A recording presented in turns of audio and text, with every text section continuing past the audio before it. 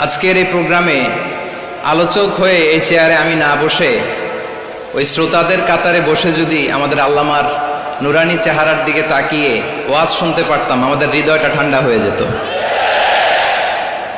আমাদের তৃষ্ণার্ত হৃদয় শান্ত হতো। সব আজকে আছে, কি যেন নাই, ঠিক কিনা বলেন? আল্লাহ তাআলা প্রতি 100 বছরে একজন মুজাদ্দিদ পাঠান, প্রতি 100 বছরে একজন মুজাদ্দিদ, যিনি সমাজকে সংস্কার করেন। আল্লামা দেলোয়ার হোসেন সাঈদী রাহিমাহুল্লাহ ছিলেন তেমন একজন মুজাদ্দিদ। চিৎকার করে বলেন ঠিক কিনা? উনি শিরক বিদআতের আস্তানাকে তছনছ করে দিয়েছেন, তাওহীদের বাণীকে সমুন্নত করেছেন, গণমানুষের কাছে তাফসিরুল কোরআনকে জনপ্রিয় করেছেন। আজীবন তিনি ইসলামকে বিজয়ী শক্তি হিসেবে দেখার স্বপ্ন দেখতেন।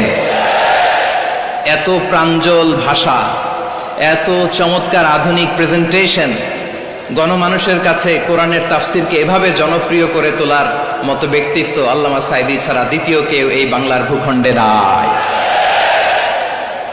এই যে তাফসিরুল কোরআন, এই যে টার্মিনোলজি, এই টার্মটাই উনি আসলে জনপ্রিয় করেছেন। আমরা আগে জানতাম না যে এভাবে তাফসির করা যায়, এভাবে scientific indications of the Holi কোরআনকে মানুষের কাছে পেশ করা যায়, এভাবে এত জীবন ঘনিষ্ঠ করে, এত ইন্টারেক্টিভ করে কোরআনের কথাগুলো মানুষের কাছে উপস্থাপন করা যায়।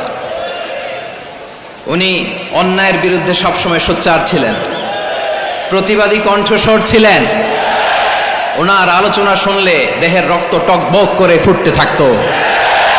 আল্লাহু আকবার, আল্লাহু আকবার, আল্লাহু আকবার। He was a strong mouthpiece of Islamic revivalism. Islamic জাগরণের স্ট্রং মাউথপিস ছিলেন আল্লামা সাঈদী রাহিমাহুল্লাহ।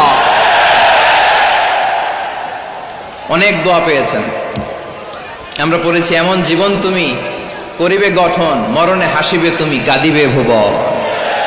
গোটা বিশ্বকে তিনি কাঁদিয়েছেন। আল্লামা যখন ইন্তেকাল করলেন, আমি তখন মালয়েশিয়া থেকে যুক্তরাষ্ট্রে একটা কনফারেন্সে যোগ দিতে যাচ্ছি, কাতার এয়ারলাইন্সে। মালয়েশিয়া থেকে দোহাতে নামলাম।